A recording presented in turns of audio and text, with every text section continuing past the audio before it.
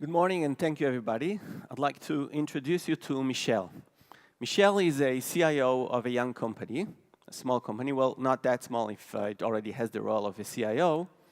But what's interesting is you might have expected that Michelle would be an experienced system administrator or information technology expert. But the truth is that she only worked for 2 years at the IT department before making a shift in her career, taking some online courses and serving as a data scientist for about 2 years. The reason that Michelle is now taking the role of a CIO is because both Michelle and the management team of the company realized early enough that AI is the new IT. Today, we no longer have hardware infrastructure and software that requires maintenance and updates, upgrades, support. We are at the hybrid cloud area. It means that some stuff runs on-premise, other stuff runs on multi-cloud. For Michelle, multi-cloud means that she needs to make sure that all services are up and running in sync in multiple cloud environments from multiple vendors.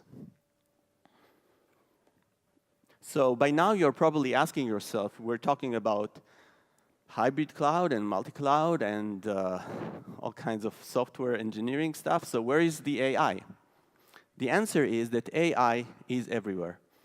I'm going to detour a little bit from the story about Michelle and tell you how we at IBM view and navigate the progress of AI.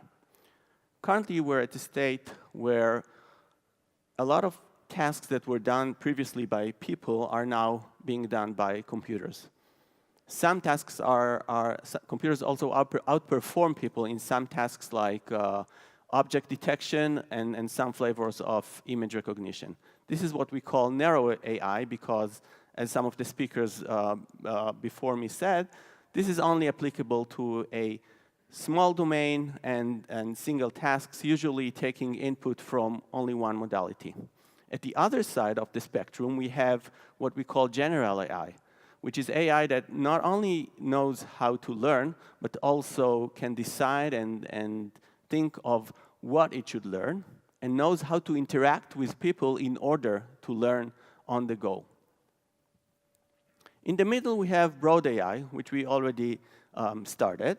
And broad AI is tackling multitasks and multi-domain problems, and also allows us to get input from multiple modalities and do some human-like activities such as being able to explain its decision.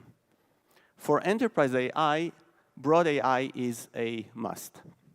Now, I'm going to tell you a little bit and let you join the journey of enterprise AI. And for this, I would like you all to take your smartphones out of your pockets and choose your favorite QR code reader, because I'm going to give you some tools that will bring you to enterprise AI.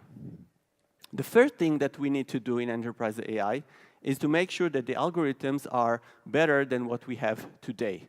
So today we are tackling problems, for example, in computer vision that are related to images and, as I said before, object detection in images, etc. And we would like to move to something that is more advanced, and we're already doing this, like action recognition within videos.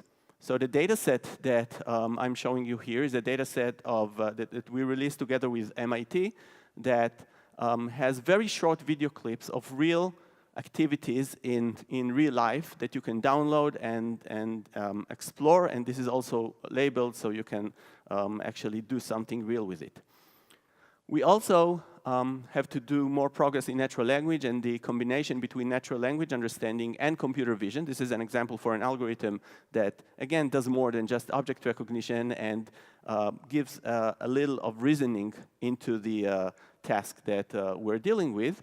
And specifically in natural language, we need to go forward from understanding short commands to something that is deeper. So Project Debater that we released just 6 months ago is an example for a computer that is able to debate a live human debater on a topic that it never saw before. For example, whether we should subsidize preschools or not. The result of this progress in AI algorithms is that many of the new products that we have today rely entirely or mostly or partly on AI models. And that means that there are a lot of new challenges. These products are around the operational activities of the company that Michelle is in charge of, but also on the core activities of many of the companies that provide new products. The operational side of deployment of these models or of this new software products, is very different from the continuous integration that we're used to have in the general software architecture. The reason for this, or one of the reasons for this, is that in machine learning models, we rely on the machine to decide on itself on different tasks. And that means that if something goes wrong, we cannot just go back and open a ticket and take this if then else statement and correct it. This is much more complicated than that. We need to roll back the deployment of the AI model and try to figure out where the bug is. Today, we no longer have software bugs. Well, we do have software bugs still. We didn't manage to solve this problem.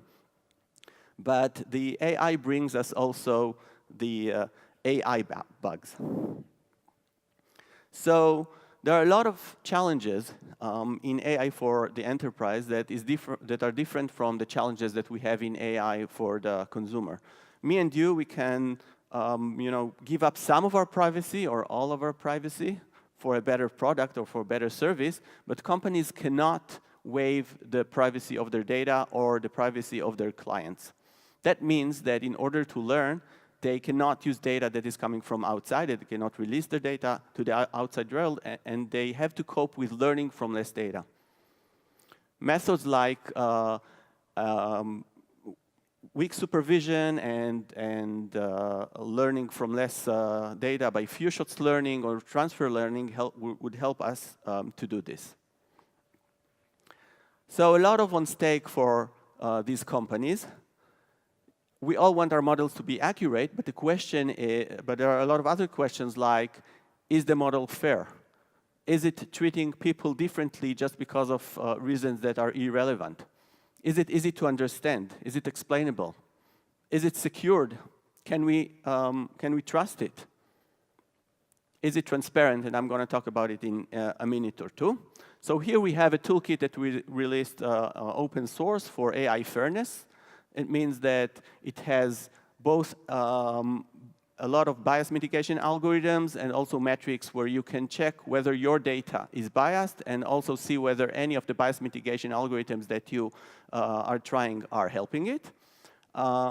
This is integrated into a product that is called What's on OpenScale that help you manage your AI deployment of different models. OpenScale also have some explainability properties, and it can actually tell you what are the reasons for the different decisions that it takes.